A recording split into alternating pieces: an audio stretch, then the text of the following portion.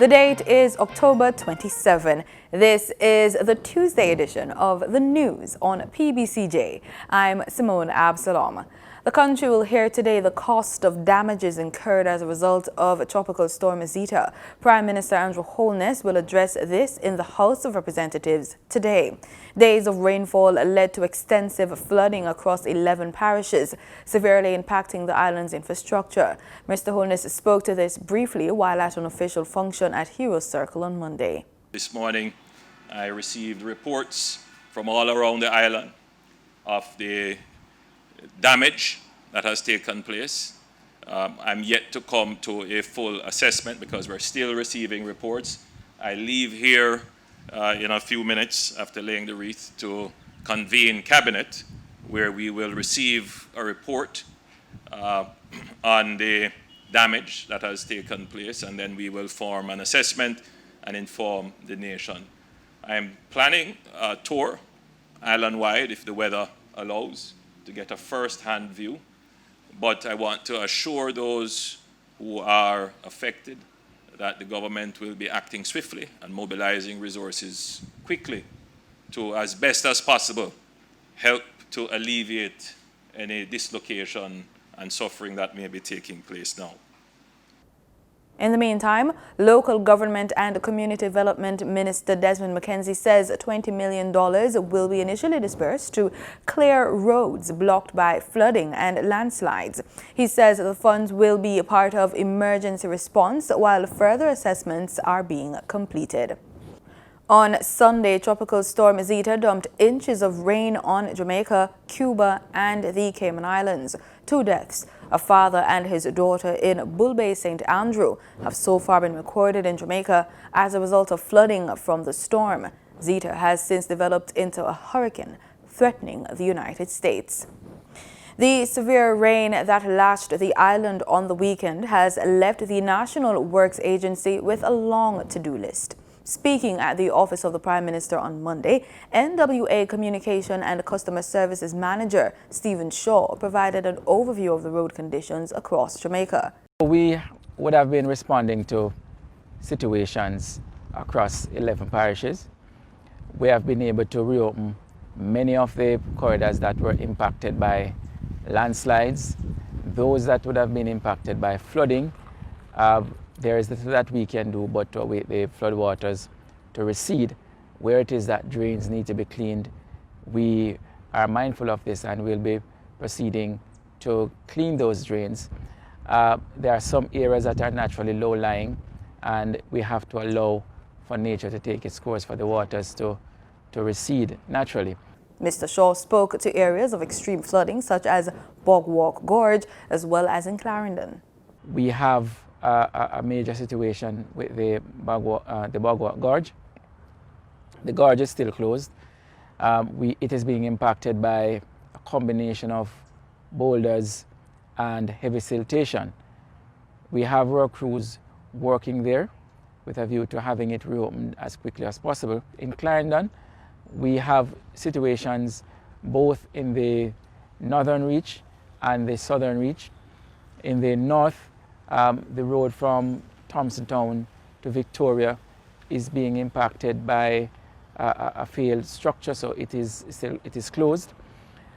We have water that is receding nonetheless in Annan Town, but while the water is receding in Annan Town, it's rising at Bog Hole, and so it is that situation now that we are watching. In the south, our main concern would be with the Alley Bridge. A section of the approach was washed out. It's a high ford. Whenever the Riamino is in spate, Alley usually becomes impassable, but passable after the floodwaters recede. Just that in this case, the waters would have receded, but it has left significant damage to the approach to the Alley Bridge. So right now that structure can only accommodate traffic in a single lane fashion. There was also special mention of the flood-prone Portland Cottage as well as areas in St. Thomas. And we also have to be looking at the situation in the Portland Cottage area, where we have experienced flooding in perennially, and floodwaters there continue to be on the rise, and so we want to pay attention to that. In the east, St. Thomas, we still have challenges moving between Hector's River and Morant Bay. Flooding is impacting that particular corridor. It's also a challenge heading from Seaforth to Trinityville to Cedar Valley. The good thing though is that work is taking place to build a more resilient infrastructure at Coley in the form of a bridge that we're putting up, and we are hopeful that within a matter of some weeks we'll be able to be in a position to ensure that even if it rains at the level that we have seen over the last few weeks, passage through the Coley community will be assured with the structure that we are putting up there. When we look at these corridors, the Hagley Park Road, Constant Spring Road, Camp Road, the road from Ferris to Macfield, all of these major roads would have stood up appreciably during the onslaught of the last 2 days as it relates to heavy rains. Help is on the way for the family of the late Romeo Leachman and his daughter Shanique Leachman, who perished during a landslide at their home in Shooters Hill, St. Andrew on Friday. The landslide was associated with the heavy rains that lashed the island all weekend. Minister of Local Government and Community Development Desmond McKenzie made the commitment while touring the area on the weekend alongside a Member of Parliament for East Rural St. Andrew, Juliet Holness. Mrs. Holness also gave her commitment to provide support, including grief counseling, to the family. And while the country continues to deal with the aftermath of the heavy rains, we're still experiencing a rush of COVID-19 cases. We get the latest update from the health authorities. As at Tuesday morning, Jamaica's COVID-19 death toll stands at 196. 4 deaths related to the virus were reported over the last 24 hours. The deceased are a 56-year-old female from Kingston and St. Andrew, a 57-year-old male from Kingston and St. Andrew, a 29-year-old female from St. Thomas, and a 55-year-old male from St. Mary. 38 new cases were also reported on Monday, bringing the overall tally to 8,787. Of that number, there are 4,126 active cases. 45 recoveries were also recorded by the Health Ministry, and that total now stands at 4,347. At this time, 115 persons are hospitalized, with 21 moderately ill patients and 4 critical. For the news on PBCJ, I'm Gabrielle Thompson. Cornwall Regional Hospital's clinical coordinator, Dr. Deroy Frey, says some services provided by the hospital have been curtailed amid the spike in COVID-19 cases. He says elective cases are being set back because his team are not able to care for them. He's asking the public to bear with them as it is beyond their control. However, Dr. Frey says severe illnesses such as cancer will be prioritized. Meanwhile, he notes the decrease in the number of people coming to donate blood and urged citizens to continue to donate as the hospital still needs blood to carry out its work effectively. Individuals trained to perform cardiopulmonary resuscitation, CPR, should only do chest compressions. Traditional CPR has been shelved as the globe deals with the highly contagious COVID-19 virus. Director of Emergency Cardiac Care at the Heart Foundation of Jamaica, Mark Wong, discussed the new approach during a recent JIS think tank session. Now, there are some concerns, and these are very great concerns, because every time someone does CPR on a person, whether a relative or a stranger, there is always a risk of infection, even for COVID-19. Now, because COVID-19 is so infectious, SARS-CoV-2 is so infectious, we have had to modify, and we'll have to modify, how we approach somebody who loses their pulse or collapses. First thing we must recognize is that the care worker, the person who's providing care, is at risk of getting infection from the person if it's suspected or confirmed to be. Within community spread, everybody is a suspected person. What do we do? First, the healthcare worker or the layperson has to think of themselves, so they have to be safe. In the health facility, we have PPEs.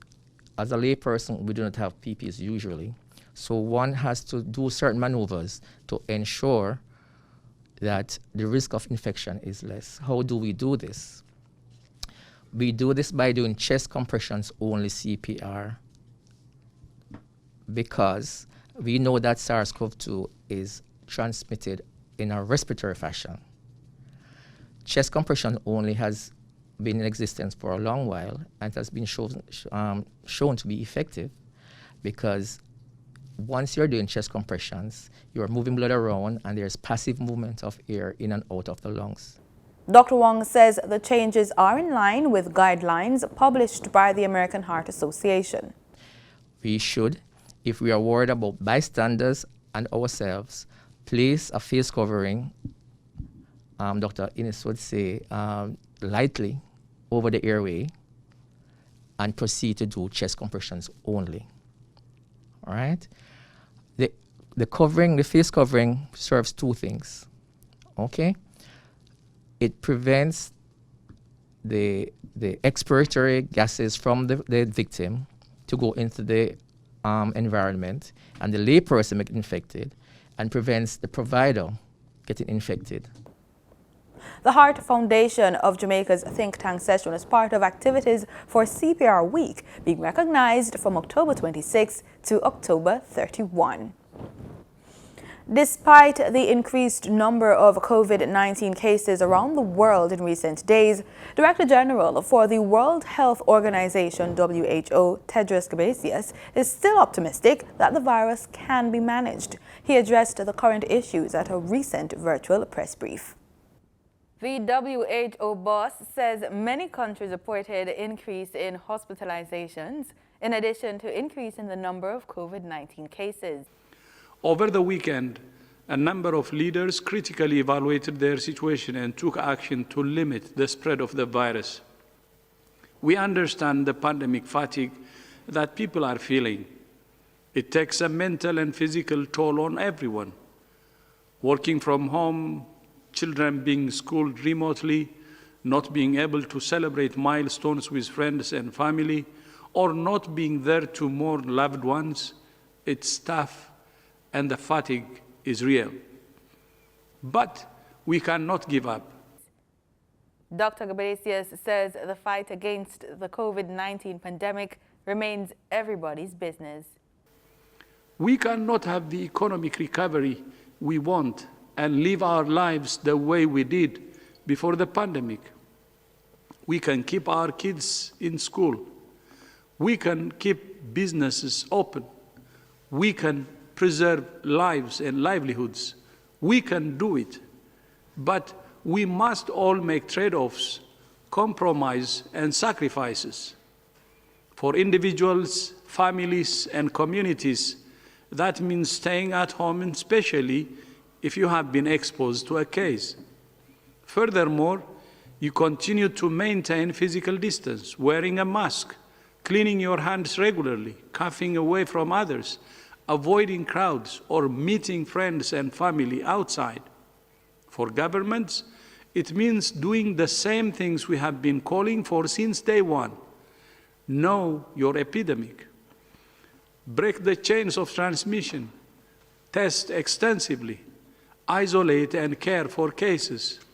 And trace and provide supported quarantine for all contacts. Members of the government paid homage to statesman, visionary leader, nation builder, and Jamaica's second Prime Minister, Sir Donald Sangster, on Monday, October 26, the anniversary of Sir Donald's birthday. According to Prime Minister Andrew Holness, Sir Donald Sangster was one of the architects of Jamaica's economy. It was his vision that drove the establishment of Jamaica's second international airport, which is today named after him. And the Donald Sangster International airport is one of the largest airports in the Caribbean. And that is the airport that continues to buttress our tourism industry. Today, I wish to announce that through the Ministry of Culture, Gender, Entertainment and Sport, Sir Sangster's family home just outside of Mountainside in St. Elizabeth will be restored as a National Heritage Site. Mr. Holness says, though the COVID-19 has impacted the Jamaican economy, the government has been implementing measures to be able to respond effectively to certain shocks without having to borrow due to fiscal management and planning. I want to be frank with the Jamaican people. The pandemic has affected our economy in significant ways. It has impacted the business community in significant ways. And we hear the calls constantly about opening up. Jamaica has never closed.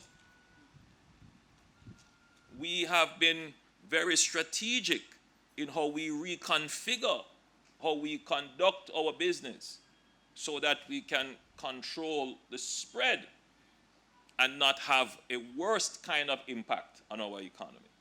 The Prime Minister also underscored the importance of building resilience and for all Jamaicans to work together to allow Jamaica to recover any economic shocks it may experience.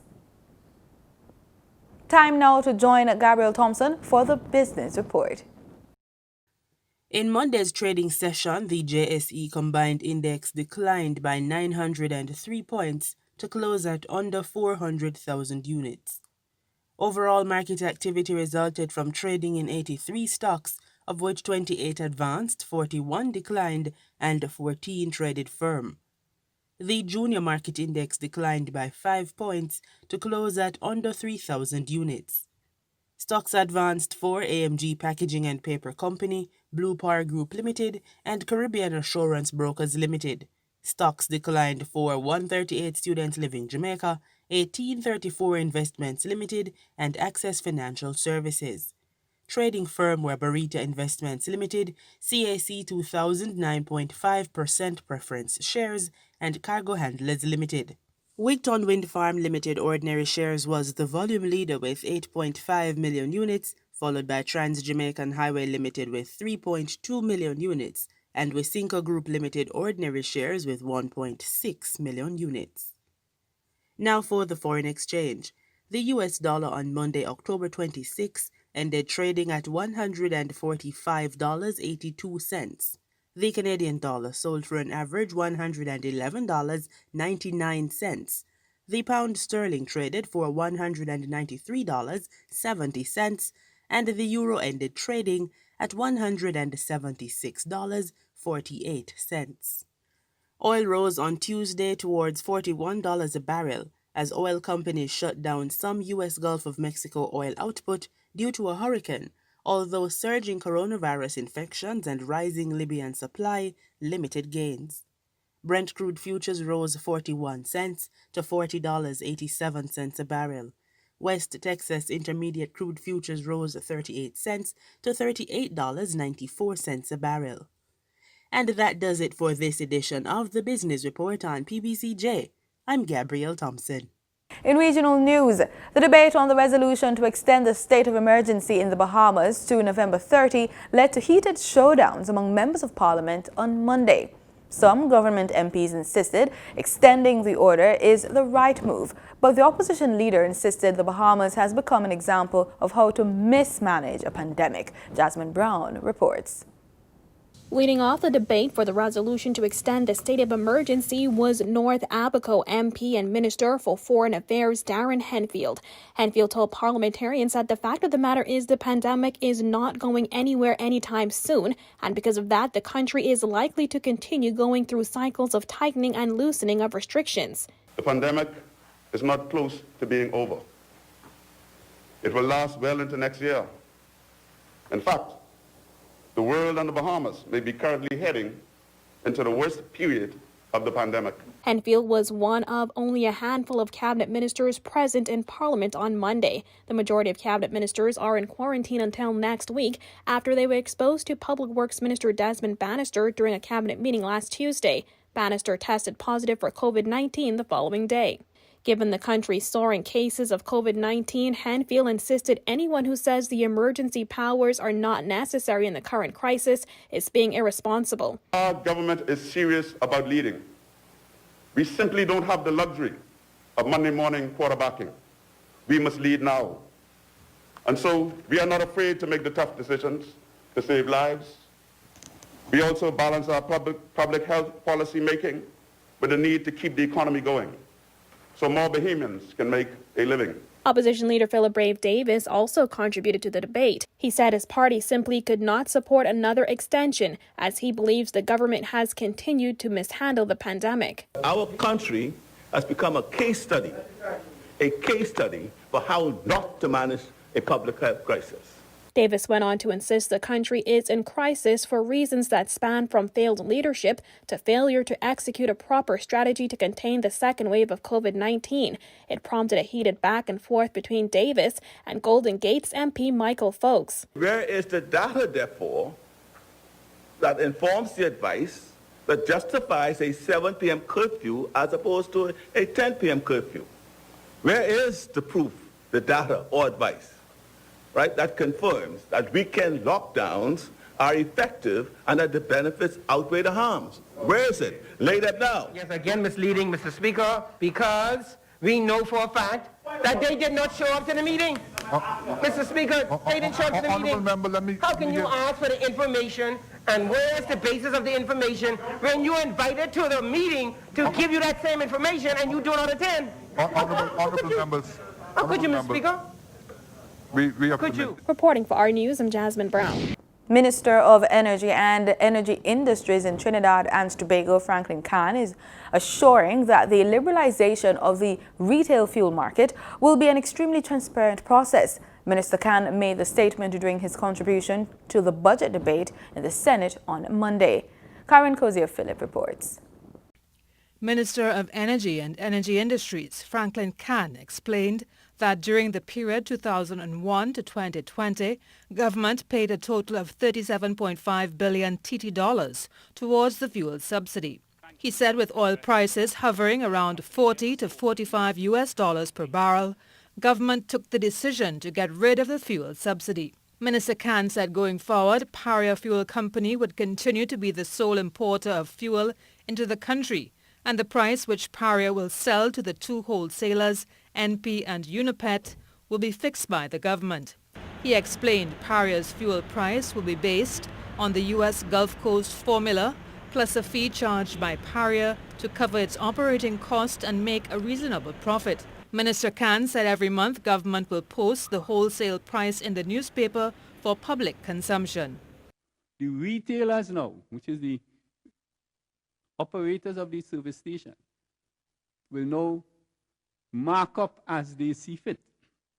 However, you are pegged to the wholesale price because you cannot have an wholesale price and mark it up 100%. The whole population will see you. He said the liberalization of the fuel market will introduce competition on the market. Regarding the sale of the NP service stations, Minister Khan said there are different types of service stations, those the company owns and operates, and those the company owns but are dealer or franchisee operated. If they cannot come to a conclusion with NP or with NP in particular, it will be offered on the open market. And people say, no, KFC will get to buy Prestige Holding gas station. KFC is not a dealer. They are concessionaires in the gas station. It has nothing to do with the fuels market. Government's plan to liberalize the retail fuel market is expected to take effect from January 2021. Karen Cozier-Phillip, TTT News.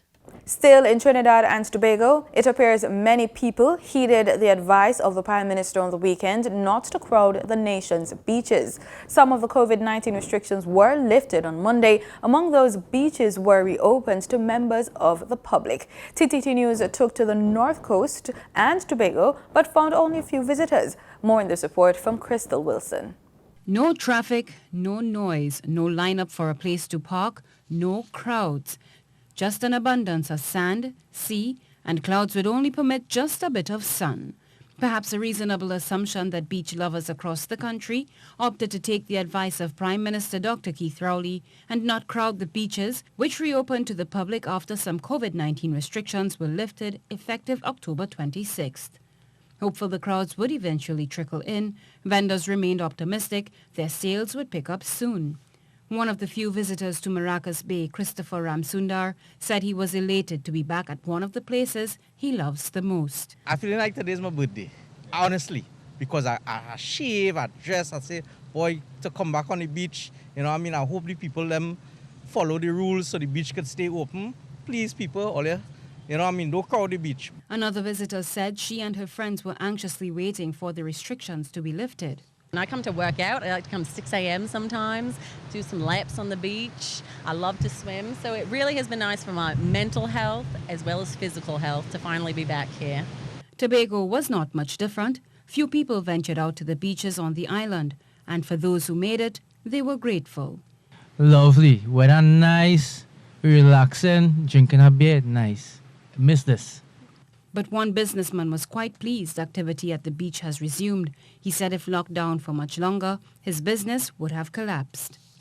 We need to open up the beaches so that the locals could come to the island and enjoy the island. At least we'll be able to stay alive. We have a chance of staying alive until the international borders open up. As it were, we probably would have lasted another couple of weeks and then after close our doors for good. Beaches are open daily from 6 a.m. to 6 p.m. Mask wearing is also mandatory while there.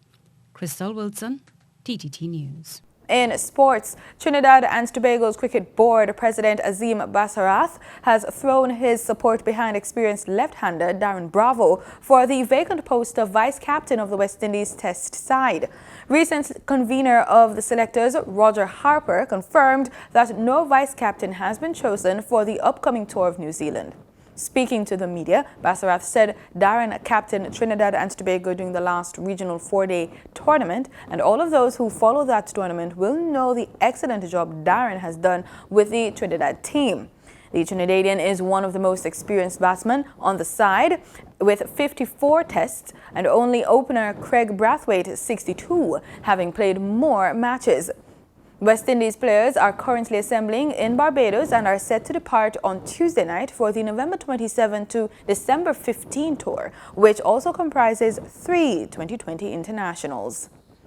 In a weather report update, the Met Service says a high-pressure ridge is building across the island and will feel the effects until Wednesday. Thereafter, a trough is expected to move into the vicinity of the island and become the significant feature over the next few days. This afternoon should be partly cloudy and with isolated showers and thunderstorms across western parishes. Zeta is forecast to be at or near hurricane strength when it approaches the northern Gulf Coast late Wednesday. Tropical storm Zeta is not a threat to Jamaica. The Meteorological Service will continue to monitor the progress of this system. And that's our package. Join us tomorrow, same time, same place for the news on PBCJ, the People's Station.